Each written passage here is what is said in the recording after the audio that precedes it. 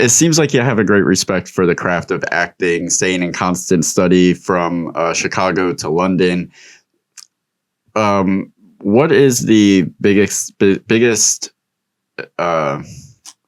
benefit that you've experienced in training with these different workshops and academies? Like, are you pulling something different from each place, or are you just kind of like confirming what the foundational keys are?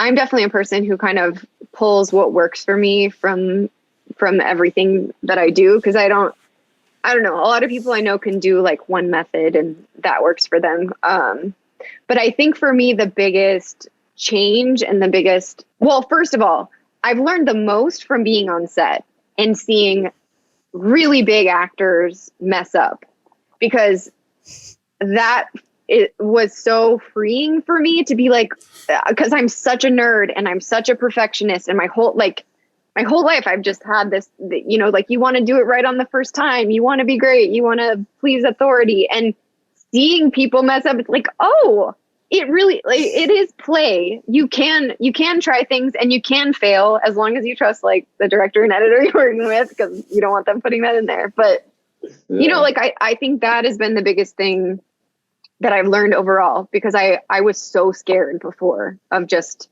messing anything up or making a wrong choice. But if you don't try it, then you don't discover the fun stuff in the end. The whole advocating for yourself and speaking up is the most important thing if you're like me and you're scared of that.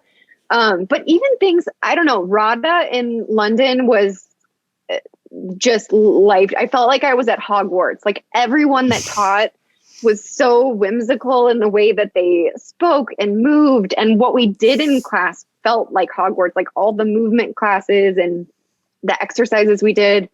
Something that has helped me practically speaking has been, we did a lot of exercises on status. So like, if you're doing a scene, she would be like, okay, in this scene, you're a 10 and you're a 2, and then you reverse it and you see how the scene plays differently with the same lines. When your roles, when the status is inverted, it changes the way the scene plays out, which is fun to play with.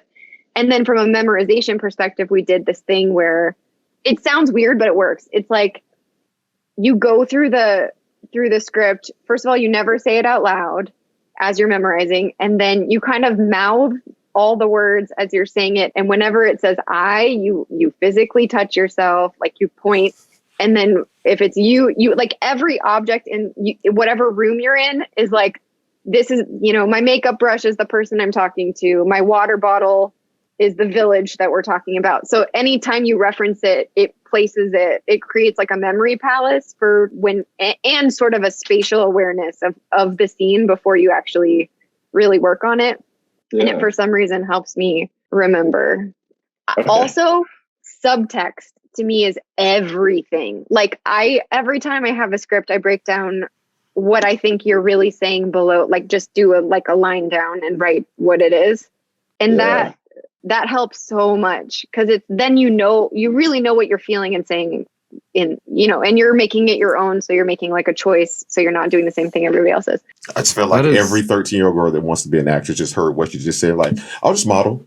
I don't want to get that deep into it, but I love what you're saying. But it's the most practical, like, an honest answer that we've received. If somebody could, like, they could listen to this and apply, like, as soon real world. I promise you, you're giving us the most. Listen, a lot of the time it's plaques, like, just try hard, give it everything you got, never give up, give it your best. You're gonna fail, but no, this is really good. Yes, and I love that you, like, even because you could have easily gotten a few jobs and be like, okay, I made it, I'm good. But I think it's so cool that you stay in training, like always trying to improve on what you're doing. Yeah, I mean, I'm just a perpetual student and nerd. Like, I think all I'm ever doing is like reading or listening to podcasts or